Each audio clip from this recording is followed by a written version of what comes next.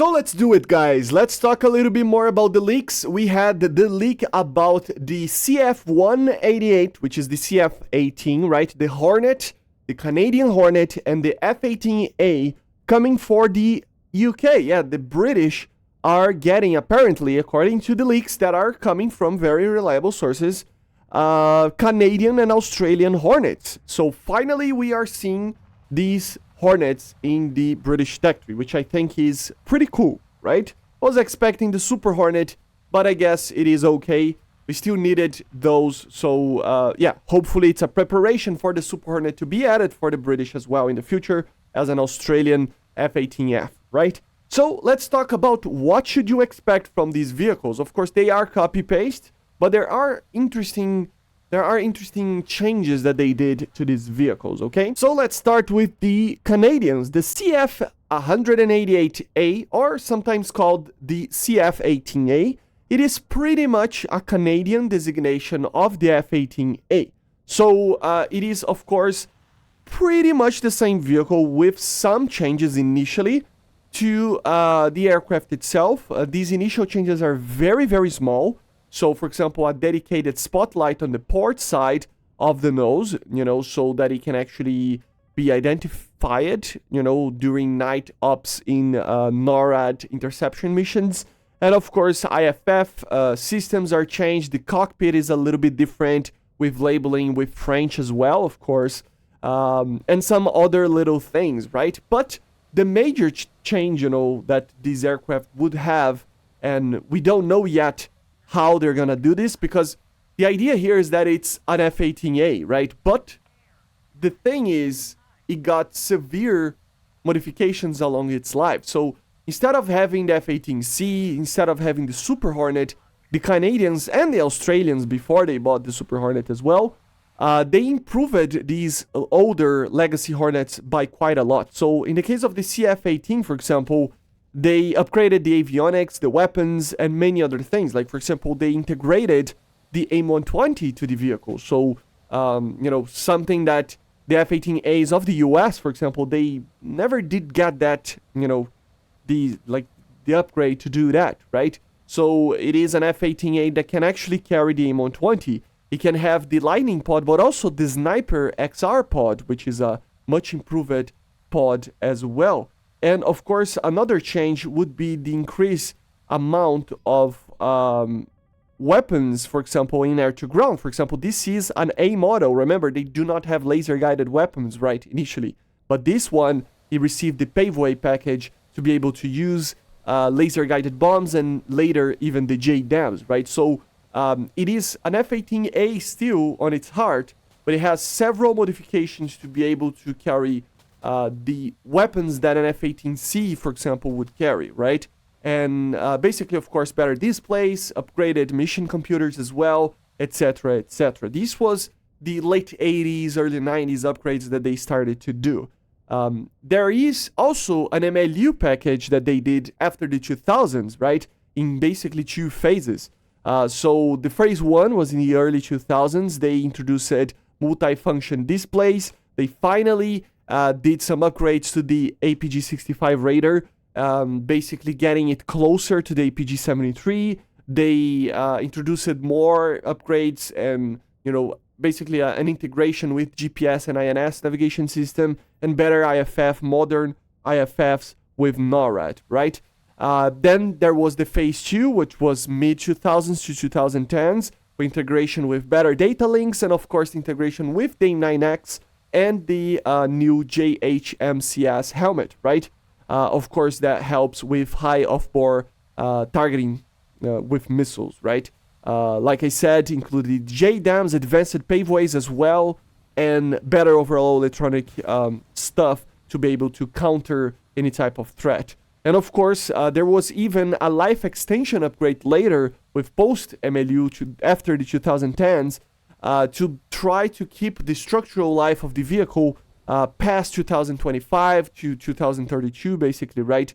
Stretching to 8,000 hours from the original 6,000 hours that the aircraft would be able to do.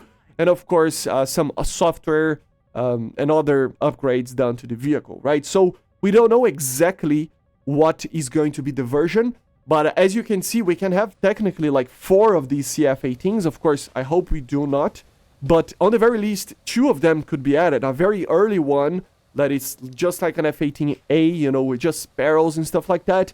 And then incremental upgrades that would lead to be on par with the later models of the F-18C, right? With a radar that is as good as the APG-73, with AIM-9Xs, the JHMCS, right? AIM-120s and these types of things. So the CF-18 is F-18A that can be upgraded up to what the F-18C is in the game, which is pretty good. And I hope we have some form of differentiation between this one and the Australian one, or multiple variants over here, so that we can have lower BRs and higher BRs in the same, you know, F-18 for the British. So a very interesting vehicle because, of course, an A model that can be severely upgraded. Then we talk about the classic Hornet, or, I mean, this is the way that they call it. Apparently, the classic Hornet is basically the F-18As and Bs that the Royal Australian Air Force uses, or did use, right? So it is a very, very interesting vehicle as well. The idea here is pretty much the same at first. In the mid-80s, it was basically the same as the F-18A from the US Navy, right? So, of course, some localized avionic changes to national communication and navigation systems, cockpit together with metric systems and imperial units, depending on what you are reading, right? So, overall, it is, you know, pretty much the same vehicle as the US Navy. So, just like the CF-18, initially, it is the same vehicle, okay? In the 90s, of course, he got upgrades to use the AIM-120, just like Canada, and introduction of the Lightning targeting pod. So it could use, of course, guided ammunition there. So it's basically the same type of upgrade that in the late 80s and early 90s the Canadians had as well. And of course, after they had the HUG program, which is the Hornet upgrade, pretty much just an MLU kind of situation as well. From 1999 to 2006, there were 3 phases. Initially, the idea was to upgrade the mission computers, MFDs, and navigation systems. Then, in the second phase, they fitted finally the APG-73, so a little bit of a different radar. The Canadians still used the APG-65, but upgraded. Here, they actually changed it to the APG-73, which is the initial radar of the Super Hornet and the current radar of the F-18C, right? Of course, data link systems got upgraded, and the addition of the JHMCS as well, which is the helmet, right?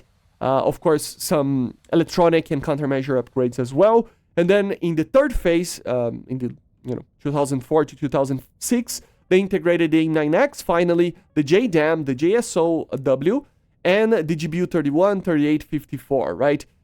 Expanding basically the precision striking role as well as upgrading the IR short-range mission capability, right? So you can see that the upgrades are very similar to the Canadian ones, introducing the modern air-to-ground capability of these vehicles, introducing modern air-to-air missiles, etc., etc., right? And of course, the final years of its life, it actually got structural life extensions as well, you know, to be able to fly until retirement. And of course, they operated together with the Super Hornets and later the EA-18G Growlers as well, right? So that they could, you know, have this transitional phase, right? So the main difference here, guys, are basically 2, okay? The ability to use the APG-73 radar, which is a better radar than the APG-65, although they did upgrade too, but the APG-73 should be better. And of course, they integrated the JSOW with basically a better strike suit for the vehicle, okay? Everything else is going to be somewhat similar with minor changes that won't affect the gameplay. So at the end of the day, guys, these 2 vehicles, they are intertwined with each other. They have a very, very, very, very close history behind them, you know. Of course, they are the same aircraft, but the upgrade, you know, history behind the 2 are pretty much the same.